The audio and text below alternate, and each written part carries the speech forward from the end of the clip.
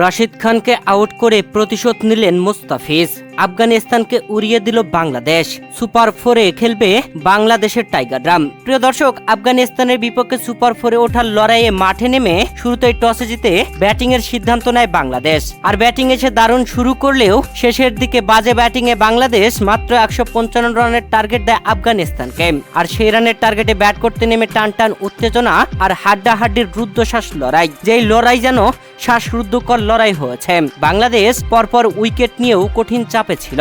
আফগান ব্যাটাররা আসছিল আর বাউন্ডারি হাঁকিয়ে পরপর উইকেট বিলিয়ে দিচ্ছিল। প্রিয় দর্শক, বাংলাদেশের দেওয়া টার্গেটে ব্যাট করতে নেমে আফগানিস্তান শুরুতেই পরপর দুটি উইকেট হারিয়ে ফেলে নাসুম আহমেদের বলে। তবে ওপেনার রহমানুল্লাহ গুরবাজ টিকে গিয়েছিলেন আর বাংলাদেশকে হারে হারে টের পাওয়াচ্ছিলেন তার ব্যাটিং ধার। তবে রিশাদ হুসাইন, জাকের আলী অনেকের হাতে ক্যাচ বানিয়ে রহমানুল্লাহ গুরবাজকে আউট করে প্যাভিলিয়নে পাঠিয়ে দেন। শুরুতেই নাসিমের 2 উইকেটে ভেঙে পড়া আফগানিস্তান রহমানুল্লাহ গুরবাজের ব্যাটিং এ টিকে উঠলেও রিশাদ হুসাইনের শিকার হয়ে রহমানুল্লাহ গুরবাজ প্যাভিলিয়নে ফিরতেই আবারও ভেঙে পড়ে। তবে এরপরে আসা ব্যাটসম্যান আজমতুল্লাহ ওমরজাই মোহাম্মদ নাবিকে নিয়ে দারুণ জুটি গড়েন। তবে মোহাম্মদ নাবিকে প্যাভিলিয়নে পাঠিয়ে দেন মুস্তাফিজুর রহমান। আজমতুল্লাহ ওমরজাই এক প্রান্ত আগলে রেখে দারুণ খেলছিলেন। বাংলাদেশকে যেন ভয় দেখাচ্ছিলেন তিনি। তবে তাসকিন আহমেদের বলে সাইফ হাসানের হাতে ক্যাচ আউট হয়ে আজমতুল্লাহ ওমরজাই প্যাভিলিয়নে ফেরেন। এরপর এলেন রাশিদ খান, ভয় দেখালেন বাংলাদেশকে। মুস্তাফিজের বলে পরপর বাউন্ডারি হাঁকাচ্ছিলেন তিনি।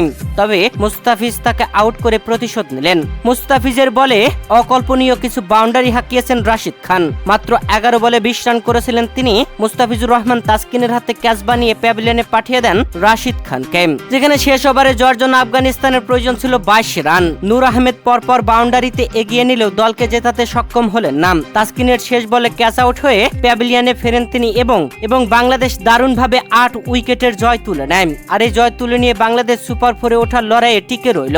যেখানে আফগানিস্তান ও শ্রীলঙ্কার ম্যাচের দিকে তাকিয়ে থাকতে হবে বাংলাদেশকে। আফগানিস্তানকে বড় ব্যবধানে যদি শ্রীলঙ্কা হারাতে পারে তাহলেই বাংলাদেশ সুপার 4-এ খেলবে।